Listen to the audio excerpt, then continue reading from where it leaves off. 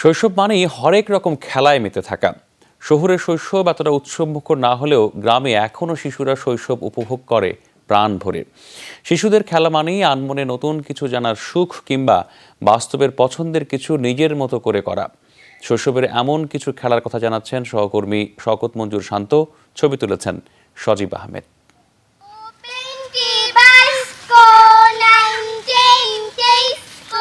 সুরে সুরে চলছে মানব রেল, ছন্দের শেষে মুক্তার মালায় আবদ্ধ হয় একজন।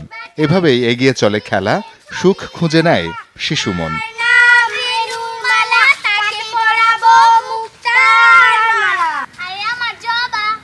শিশুদের আরেক প্রিয় খেলা ফুল টোকা।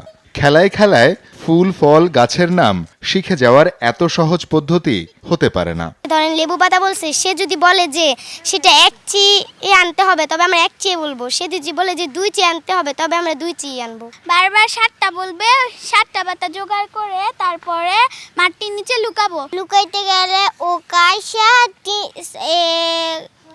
7টা খোঁচা দিয়ে মাটির নিচেতে ভাই করবে। শ্বাসরুদ্ধকর অবস্থা। এই লুকোনো পাতাগুলোকে কাঠি দিয়ে 7টি খোঁচা দিয়ে পাতাগুলো উদ্ধার করতে হবে।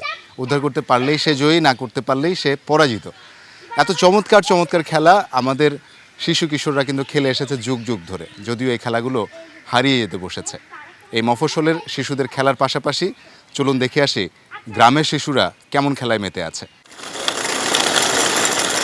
শহরের ছোঁয়া লাগলেও গ্রামের সকালটা এখনও রাঙায় শৈশব। বিয়ারিং গাড়ি ঠেলে ছোটদের দলবল মাতিয়ে তোলে পুরো গ্রাম। গ্রামের শিশুদের আরেক প্রিয় খেলা হাঁড়ি পাতিল। খেলনার রান্নার উপকরণে নিজেদের মতো করে গৃহস্থালী কাজের অনুরূপে চলে খেলা। ভর্তা বানাইছে, আমি যে তরকারি নানছি আর ভাত নানছি, শ্যামাই নান্দা করছি, ডাল নান্দা করছি, ভাত নান্দা করছি আর লুচি নান্দা করছি, বেলুন দিয়ে বাড়ছি। কেউ কেউ আবার বালিমাটি নিয়ে মেতে ওঠে খেলায়।